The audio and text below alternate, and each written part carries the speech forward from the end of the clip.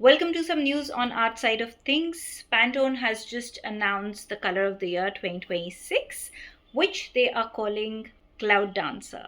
It is the same color as my cat, which is white. There is more buzz than usual on this color since nobody saw it coming. But first, let's talk a little bit more about Pantone. So, Pantone started this color of the year as an educational initiative to initiate conversation amongst artists and color enthusiasts and people in the design and art side of the world. They announced the first color of the year in the year 2000, which was cerulean blue. Fast forward to 2025, the color was mocha mousse. Now, how are these colors influencing us? So, basically, when Pantone decides a color of the year, that color usually dominates the art industry, the fashion industry, the design industry, and all of it together. For instance, one good example would be we had been seeing a lot of nudes, a lot of earthy tones for the past year or two, which makes sense that 2025 color of the year was mocha mousse, which is a shade of brown.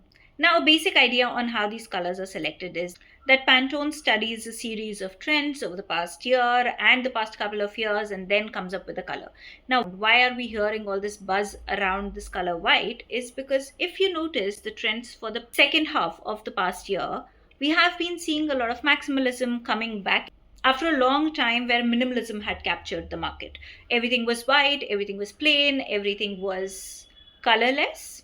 But in the end of 2025, we did see a lot of color coming back. People, when we look at a lot of home interior designs, whether it is architectural digests, fashion shows, and even a lot of artists as well as influencers were coming up with the ideas of maximalism and promoting it heavily.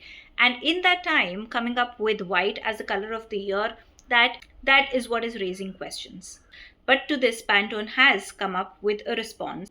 They say it's a lofty white that serves as a symbol of calming influence in a society rediscovering the value of quiet reflection.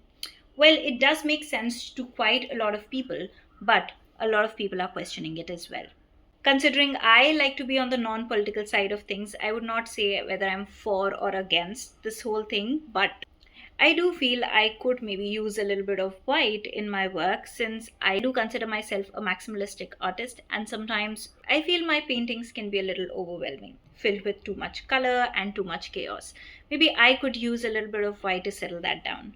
There are a lot of artists right now coming up with amazing videos of what they think of the color Cloud Dancer. And if you're somebody like me, you would enjoy watching those videos as well. But this is it for this video, and hopefully I'll see you sometime soon. Bye.